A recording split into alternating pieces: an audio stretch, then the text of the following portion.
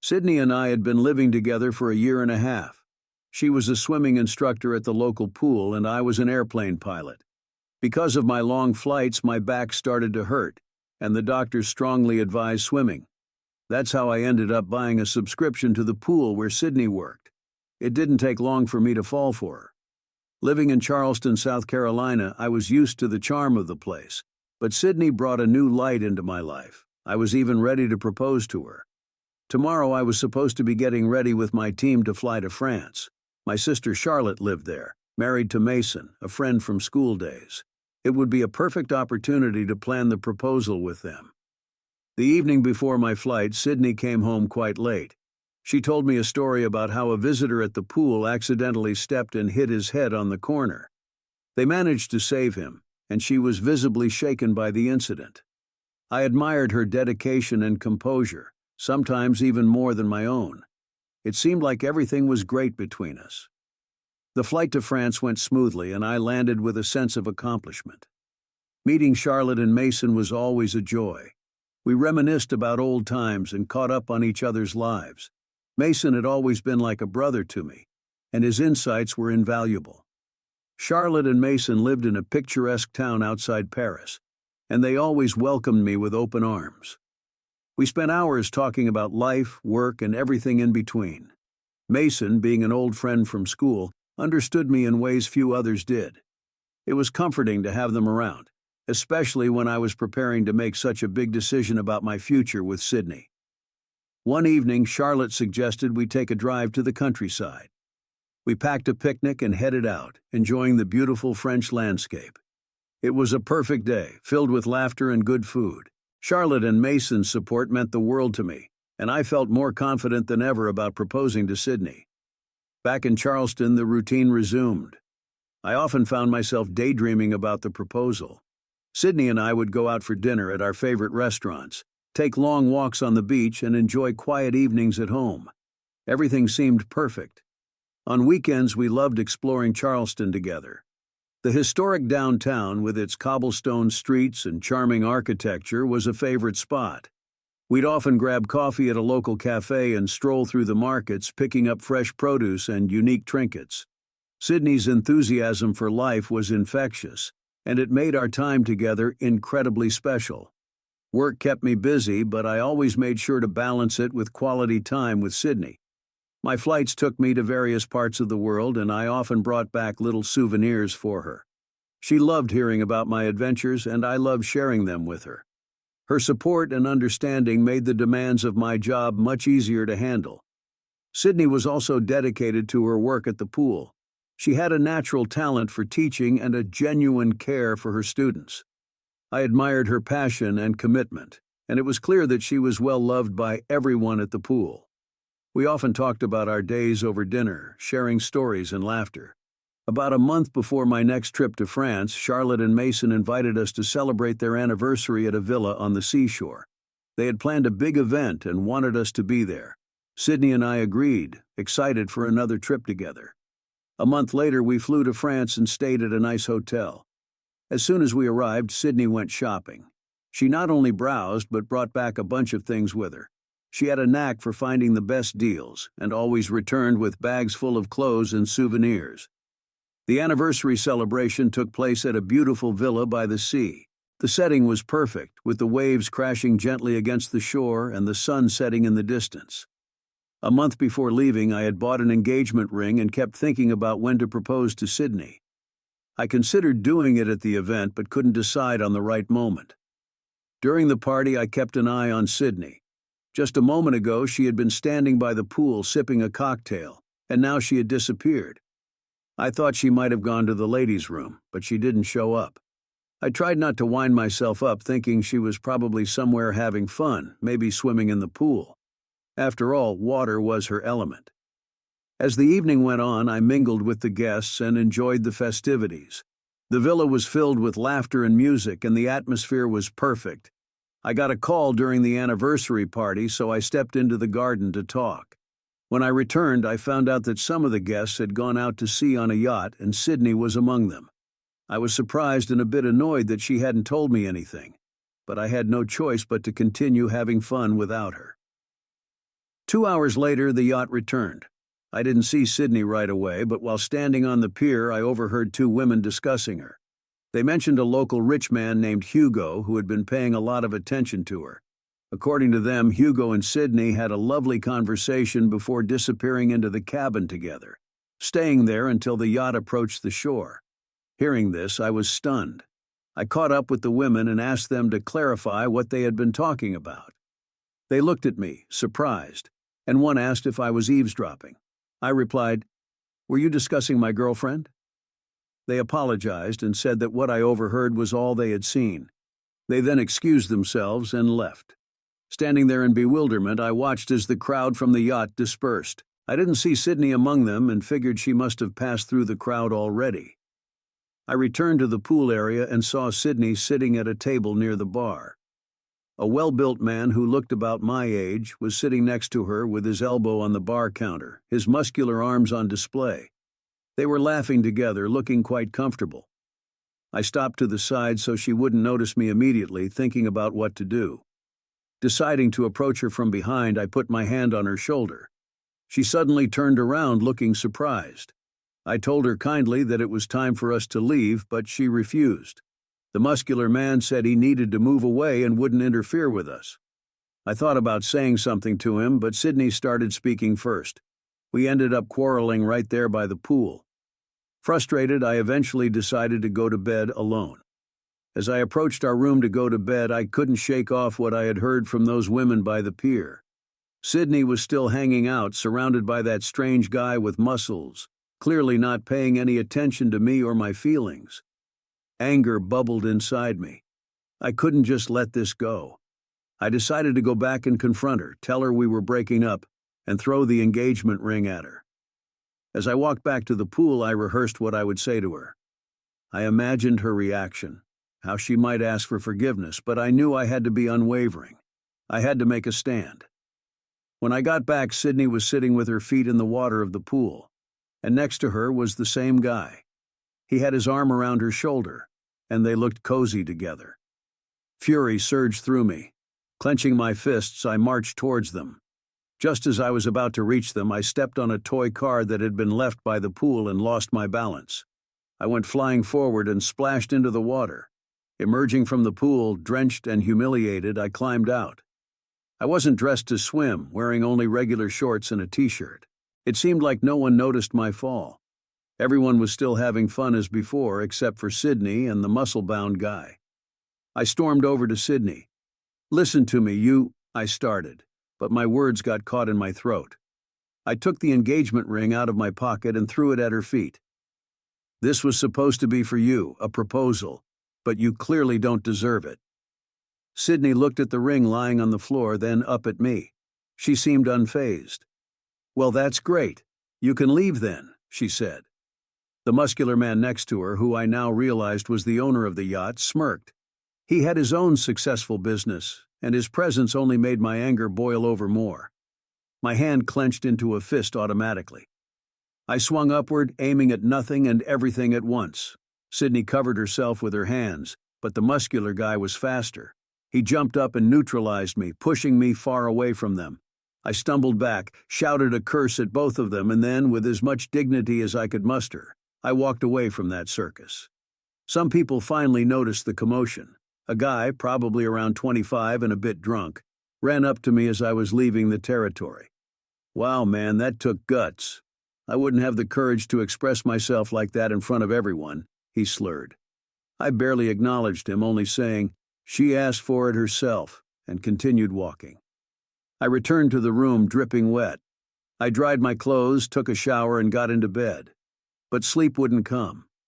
I lay there staring at the ceiling, thinking about what had just happened. What was I going to do next? I was alone now. Had I done the right thing by breaking up with Sydney in such a public and dramatic way? The clock ticked, and the night grew deeper. I wondered if Sydney would come back to the room.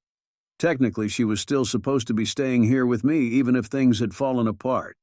Sleep continued to evade me, and I realized it was useless to keep trying. I got up, put on some dry clothes, and decided to walk away from this place, down to the city. Maybe the fresh air and the walk would clear my head. With a heavy heart and a mind full of unanswered questions, I left the hotel and started my walk into the night, heading into Toulon on the Mediterranean coast. The streets were quiet as I stomped along, the cool night air doing little to calm my heated thoughts. I wandered into the old city where everything looked ancient and full of history. The cobblestone streets, the old buildings with their rustic charm, it all made for a perfect distraction. I took a few selfies as a reminder of this trip and how I became free again. It was liberating in a way to document this moment. Leaving the old city, I found myself walking through an area with single-story houses. The night was still, almost eerily so, until I saw a commotion up ahead. A woman was being kicked out of one of the houses. A strange man wearing glasses and sporting an uneven beard that looked like he hadn't shaved in weeks was yelling at her in French. His hair was a mess and he seemed agitated. He shouted something unintelligible and slammed the door in her face. She sat on the steps and started crying. I didn't know if it was my own situation that made me feel for her, or if it was just the right thing to do, but I approached her. "What happened to you?" I asked gently. She looked up at me, her face streaked with tears. She had long blonde hair that framed her delicate features, and her eyes, though red from crying, were strikingly beautiful. She stopped crying, took a deep breath to calm herself, and stood up. "That man," she began, "is my brother. I had difficult circumstances, so I had to live in his house. But he's lazy, only plays computer games and bets on sports at bookmakers, not very successfully. I looked after him like a son, but he kept yelling at me and treating me badly. Tonight he just kicked me out. Now I have nowhere to go." She didn't explain what happened to her parents, but it was clear she was in a tough spot. I thought for a moment and then hugged her. "Calm down, there is always a way out," I reassured her. At first she seemed taken aback by the hug, but then she smiled and thanked me when I let her go. "I'm not from around here," I said. "I'm just hanging out. I would love to have some delicious coffee. Please let me treat you." She happily agreed. We walked together and found a cozy cafe. As we sat down, I started to feel a strange sympathy for her, similar to what I felt for Sydney when we first met at the pool. Her name was Aurora, and there was something about her that drew me in. Aurora and I talked for hours. She had a warm, engaging personality despite her current situation. I felt a connection forming, but I was cautious. I didn't want to rush into anything, especially after what had just happened with Sydney. As the morning approached, we said goodbye. But then I remembered that Aurora had nowhere to go. She was still in the clothes her brother had thrown her out in, though she seemed dressed for going somewhere, wearing outerwear. We needed to find a solution. "Where will you go now?" I asked, concerned. She shrugged, looking a bit lost. "I don't know. I really have nowhere to go." "Let's figure this out," I said. "You can't just stay out here." We brainstormed for a bit and decided to find a small, affordable hotel where she could stay for the night. We walked around until we found a modest place. I paid for her room and she looked at me with gratitude. "Thank you," she said, her voice full of emotion. "It's the least I could do," I replied. "Get some rest. We can figure out the next steps tomorrow." She nodded and we said our goodbyes again. As I walked back to my hotel, the sun was just starting to rise. My mind was a whirlwind of thoughts about Sydney, Aurora, and what my future held. I had a feeling that things were about to change in ways I couldn't yet understand.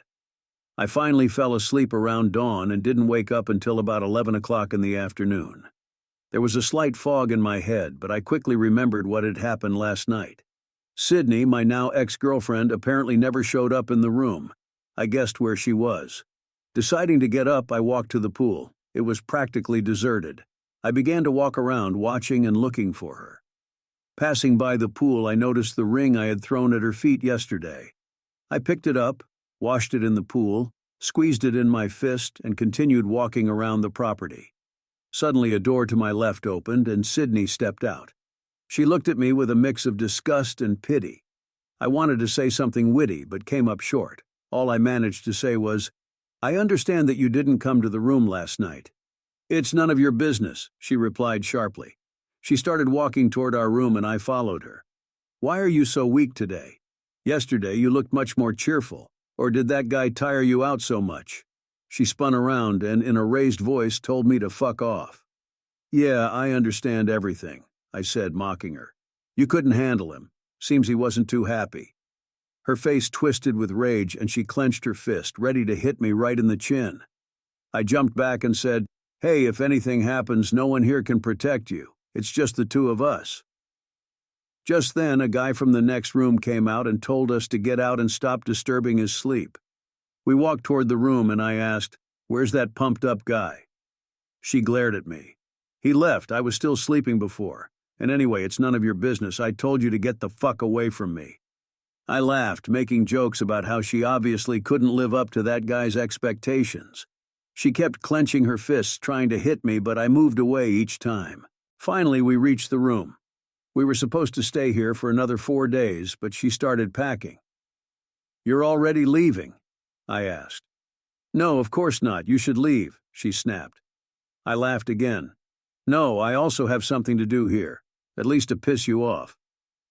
With those words, I hurriedly left the territory, making sure she couldn't catch up with me. Leaving the villa, I decided to head back into Toulon to find Aurora.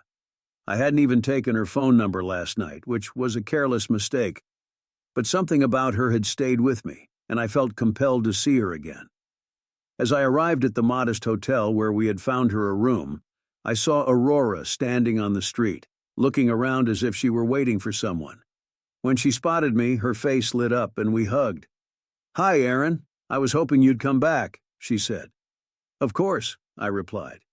"I couldn't leave you hanging. Let's take care of that police report about your brother." We walked to the local police station, and Aurora filed a report against her brother for kicking her out and his ongoing abusive behavior. The officers were understanding and took her statement seriously.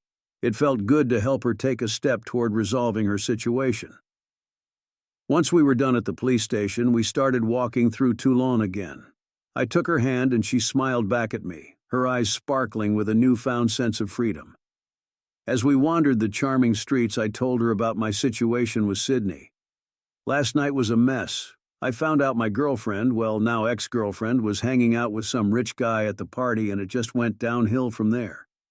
We had a huge fight and I ended up breaking up with her." Aurora squeezed my hand. "I'm sorry you had to go through that. She sounds like a real bitch." "Yes, she is," I agreed. "But enough about her. Tell me more about you. How did you end up in this situation with your brother?" Aurora sighed, her expression turning somber. "It's a long story. Our parents passed away a few years ago and I had to move in with my brother because I couldn't afford a place on my own. He was always a bit of a mess, but after our parents died, he just gave up on everything. He spends all his time playing video games and gambling on sports. I tried to help him, but he treated me like a servant. Last night was the final straw when he kicked me out." "I'm really sorry to hear that," I said, feeling a deep sympathy for her. "You deserve better." "Thanks, Aaron. I just need a fresh start, away from all the drama and negativity." An idea started to form in my mind. "You know, I have an extra room at the villa I'm staying at. It's supposed to be for Sydney, but she's out of the picture now. You could stay with me until you get back on your feet." Aurora looked at me, her eyes wide with surprise. "Really? I wouldn't want to impose." "It's no imposition at all, I insist," I said firmly. "You need a place to stay and I could use the company. Besides, the villa is much nicer than that hotel." After a moment of hesitation, she smiled and nodded. "Okay. Thank you, Aaron. I don't know what to say." "Just say you'll come with me," I replied, smiling back at her. We walked back to the villa together, talking and laughing along the way. Aurora seemed to brighten with each step, and I felt a warmth growing between us. By the time we reached the villa, I was determined to make sure she felt at home. "Here we are," I said, opening the door to the villa. "Make yourself comfortable. This is your home now, for as long as you need it." Aurora looked around the villa, clearly impressed. "This place is amazing, Aaron. Thank you so much." I showed her to the room that was supposed to be Sydney's. "You can stay here. It's all yours." She set her bag down and turned to me. "I don't know how to thank you. This means so much to me." "Just take it one day at a time," I said. "We'll figure everything out together." Aurora hugged me again, and this time it felt different, warmer, more intimate. I held her close, feeling a sense of peace that I hadn't felt in a long time. As we pulled away, I saw a glimmer of hope in her eyes. "Let's get some rest," I suggested. "Tomorrow is a new day." She nodded, and we both headed to our respective rooms. Lying in bed, I couldn't help but think about how quickly things had changed. Sydney was out of my life, and now Aurora was here. It felt like a fresh start, and I was determined to make the most of it. The next morning, we woke up and had breakfast together. Aurora seemed much more relaxed and happy. We spent the day exploring the villa and planning our next steps. I felt a growing connection with her, and I knew that this was the beginning of something special. As the days went by, we settled into a comfortable routine.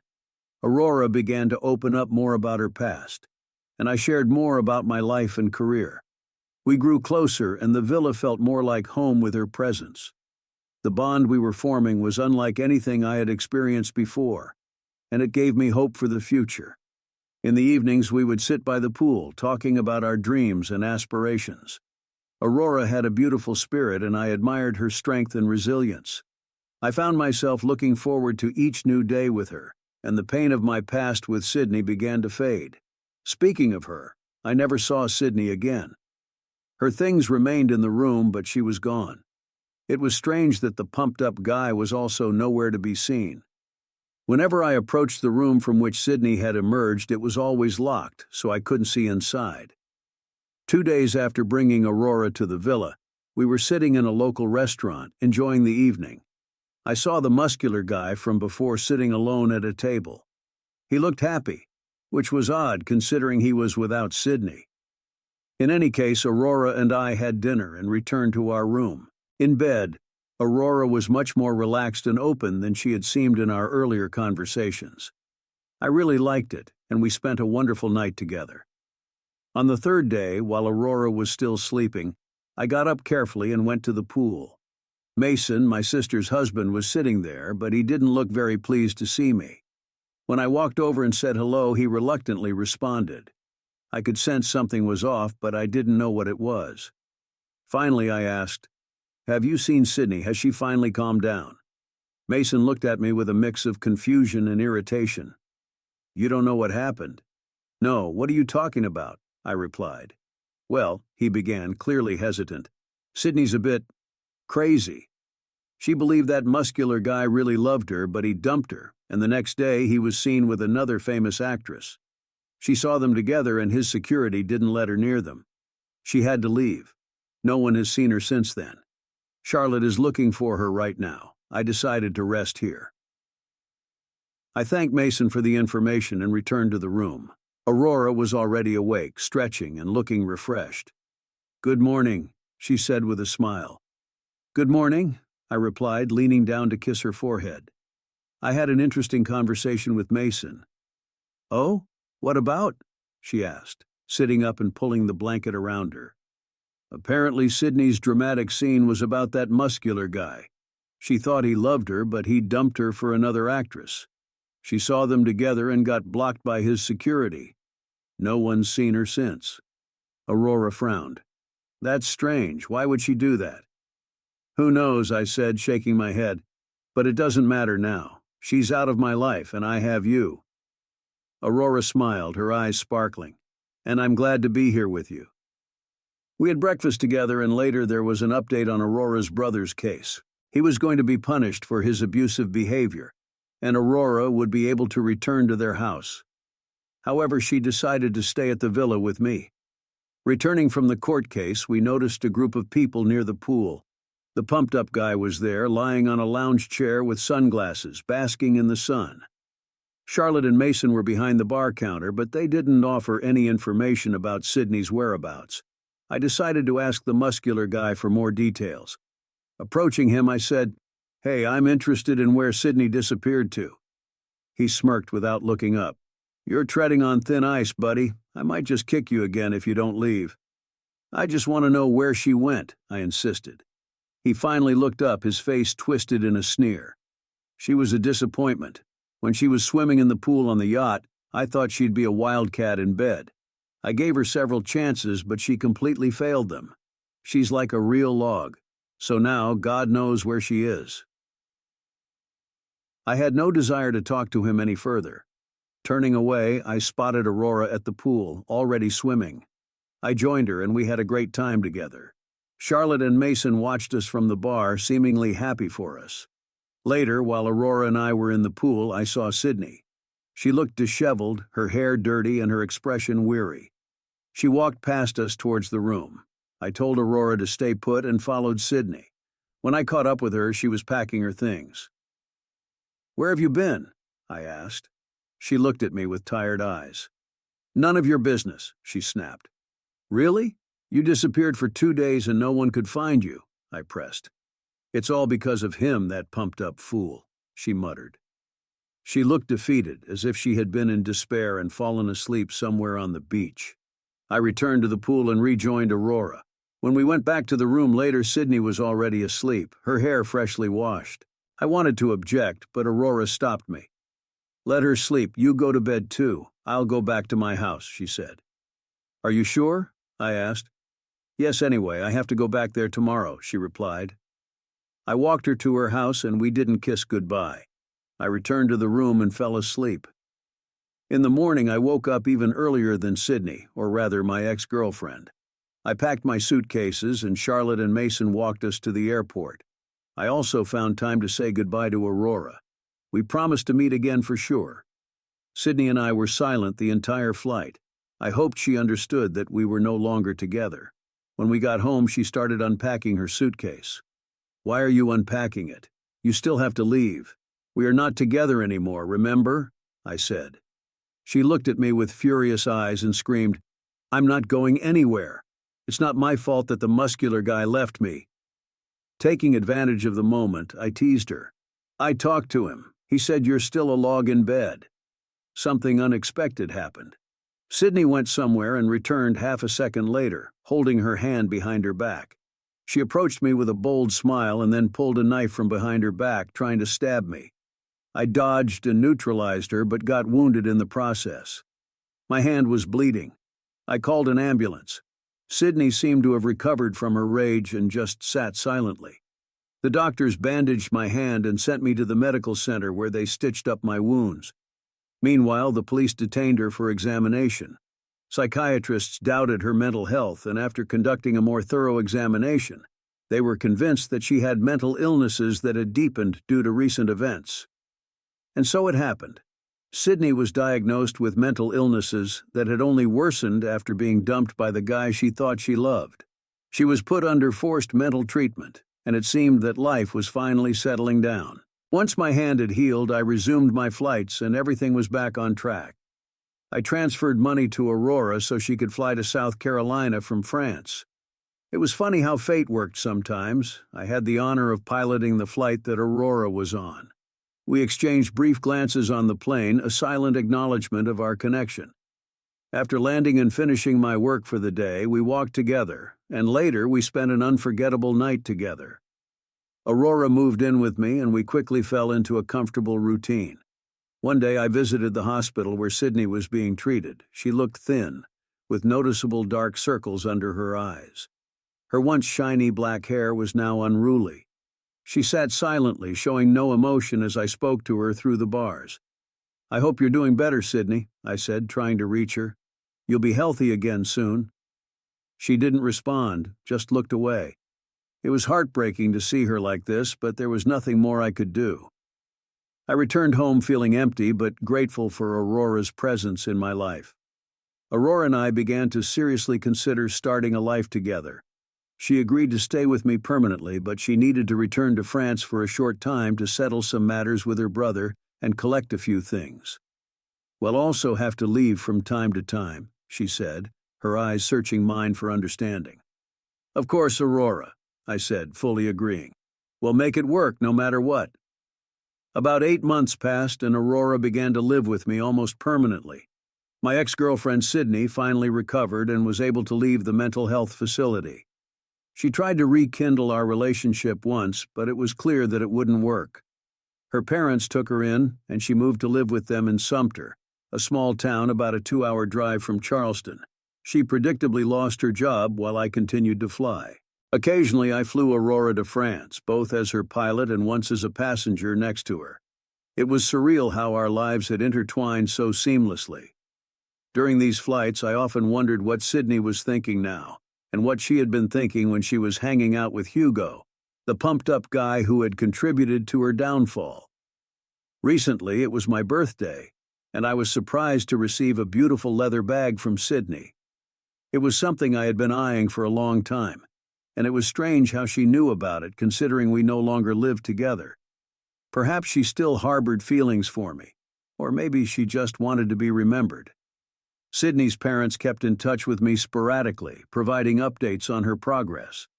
They mentioned that she was doing better, though she still struggled with the memories of her breakdown and the aftermath of her relationship with Hugo. Aurora and I were planning a trip to France soon. It was a chance for us to reconnect with her roots and for me to continue my work. That's how it all ended for me. By the way, Sydney has been asking for all kinds of support from me, mostly financial. What do you think? Should I help her?